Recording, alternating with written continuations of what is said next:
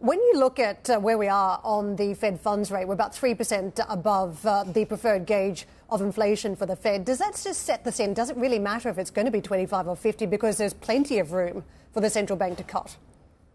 I think for us, there's no real need to rush into this. You can start a cutting cycle because inflation has calmed down enough, but you're only going to start cutting rates really aggressively if you're really nervous about the growth outlook, if you're really nervous about something going wrong. And there's little evidence to us that that's the case. So I think you have to look at this sort of the inflation data alongside the sort of growth data, the labour market data. And yes, there's been a clear softening on that activity side, but there's nothing there that makes us think, okay, this is an economy that's tipping into recession, that's seeing a massive slowdown in activity, and therefore needs an aggressive pace of rate cuts. So we agree with that market pricing now of a 25 basis point move next week, and then a slower pace of easing in the course of the coming quarters, simply because the US economy is probably proving a little bit more resilient than maybe is put into those market expectations. Which is good news, and I keep trying to remind the market that if it's resilient, that's good news. I know they're desperate for the cheaper money.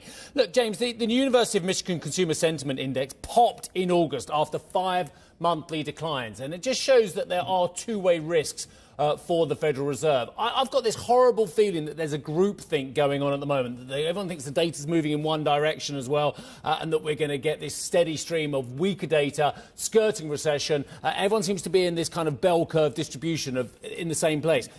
I have this concern, and in fact it's a positive thing, that actually data could be much better than expected potentially, and as such this triumvirate of rate cuts followed by loads more in 2025, it may not happen.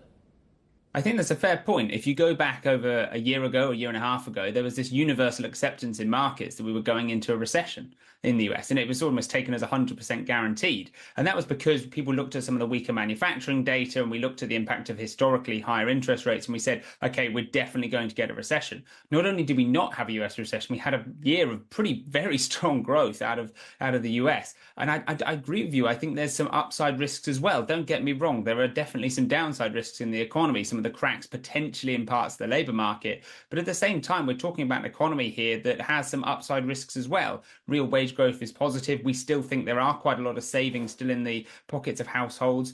You look at rate cuts coming through, what that could do to things like the housing market. You've still had a reasonably decent run up in manufacturing construction in the US that could lead to jobs and output further down the line. So I think there are downside risks. There are also upside risks too. And when you think about that, actually for us, that leads you down the path of a shallower cutting cycle, but for good news reasons. This is a US economy that's ticking along, maybe at a slower pace of growth, but still at a positive pace of growth that is good news for consumers and for businesses.